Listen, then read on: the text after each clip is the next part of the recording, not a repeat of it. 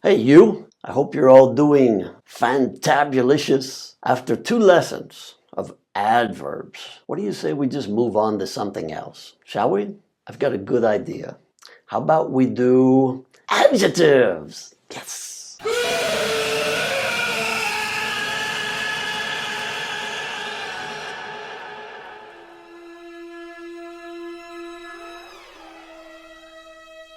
Seriously though, didn't we see adjectives like back in level 1?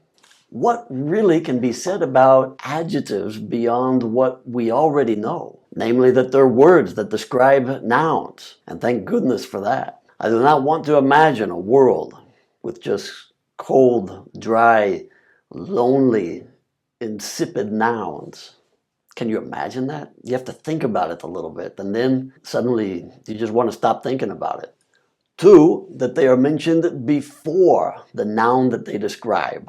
And 3, probably most importantly, that the word adjective in English is spelled with a C, which is not only difficult for non-natives to remember, and even some natives, but it's even more annoying when you consider that we don't even pronounce the C. I mean, what is wrong with us?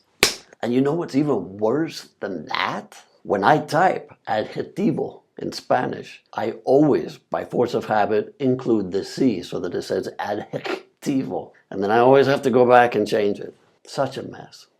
Anyway, what about this adjectives before noun business? Is that always the case? Well, you want it to be, right? Because how long did it take you to finally figure out that the adjectives go before? So let's hope that it's always before, but it's not. There are cases where the adjectives actually come after the noun. But the good news is that every one of these cases is after a subject with be kind of thing. You know, like I am, or you are, or we were kind of thing. For example, I am happy. We are crazy. The neighbor's dogs are poisonous. But every other case, yes, definitely puts the adjective before the noun. Now, Spanish is a little bit freer in this aspect when you think about it. I mean, generally, we put adjectives after the noun in Spanish. Like if I want to say vino tinto, so nobody says tinto vino. But there are other adjectives in Spanish where I can put them on both sides of the noun. I can say un delicioso vino, or I can say un vino delicioso. In English, however, even if we're using more than one adjective, say 3 or 4 adjectives to describe a noun, all of those adjectives go before the noun. I saw an old, abandoned, gray stone building just out there in the water. It's weird. Or a scruffy little gray duck. Or a normal, huge, funnel-shaped tornado. Now you'll notice that in lesson 3 we talked about these strings of adjectives. But of course we're not talking that we can simply make a string of adjectives. No. That would be too easy. Here's the thing.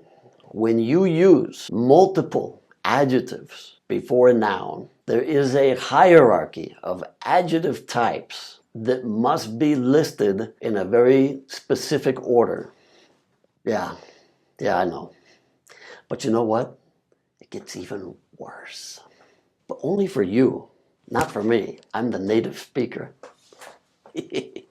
Because native speakers already have this hierarchy programmed up here in the mind. We've heard it and we've spoken it since childhood, so it's already there automatically. Natives do the hierarchy correctly without even thinking about it because they've never consciously thought about it or the fact that it's even a real thing. If you say, for example, I saw a gray, abandoned, stoned old building, the native will definitely tell you that you're saying it wrong, but they won't be able to explain why because they've never even thought about it in explicit terms. But since you are non-native and probably not around English 24/7, then in order to learn it and understand it, you have to kind of do the tedious manual way and just kind of use the book as a guide that takes you through and gives you an idea of that hierarchy.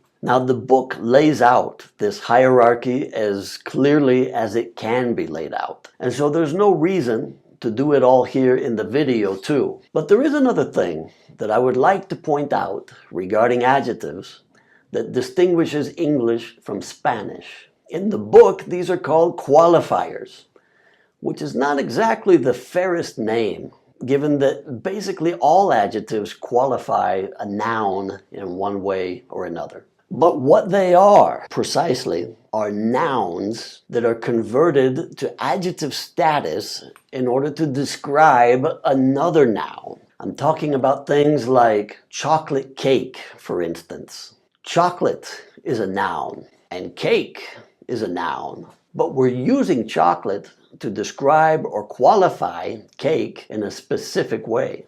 Spanish communicates the same concept, but with a very different structure.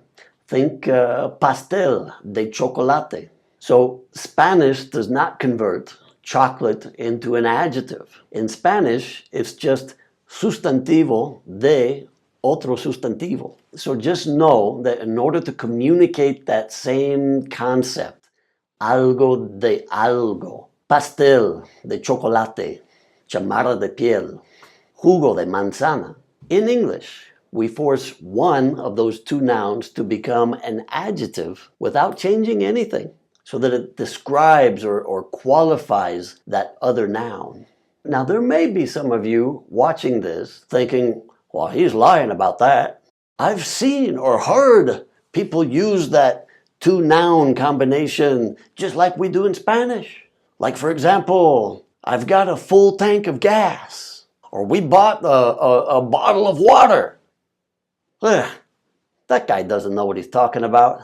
Well, it's true. There are some structures where we will see the two nouns exactly like we see them in Spanish. But if you're curious enough, you will discover an interesting detail about that. We use the same structure as Spanish, often with things that have a purpose of containing contents, or contenido. So take this here, for example. When I say bottle of water, I'm talking about the water that's in the bottle. And by saying bottle of, I'm referring to the quantity of water, because basically we have an idea of how much a bottle can contain. It might be a small bottle, a big bottle, but we have a basic idea. However, the expression water bottle also exists, and it doesn't mean exactly the same thing. When I say water bottle, I'm talking about the container itself. Doesn't matter if it has water in it or not.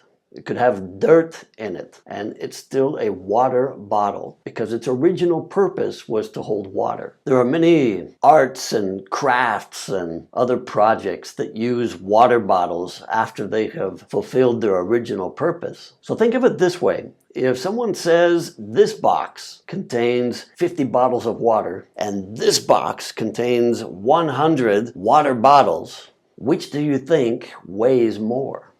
So when it comes to containers, you can say gas tank, or you can say tank of gas. You can say cereal box, or you can say box of cereal, coffee cup, or cup of coffee. And you can see that pattern there. Both exist, but they don't mean exactly the same thing. And so that's why, in some cases, we have that Spanish structure of sustantivo de sustantivo. Well, I hope that was informative as well as helpful, but it's not enough, really, just to see it in a book or on a video. Experiment with it when you get a chance. Find objects that you can use multiple adjectives to describe. It's just one more useful step to feeling at home with native speakers. Just takes practice. Talk to you soon. Have a good one.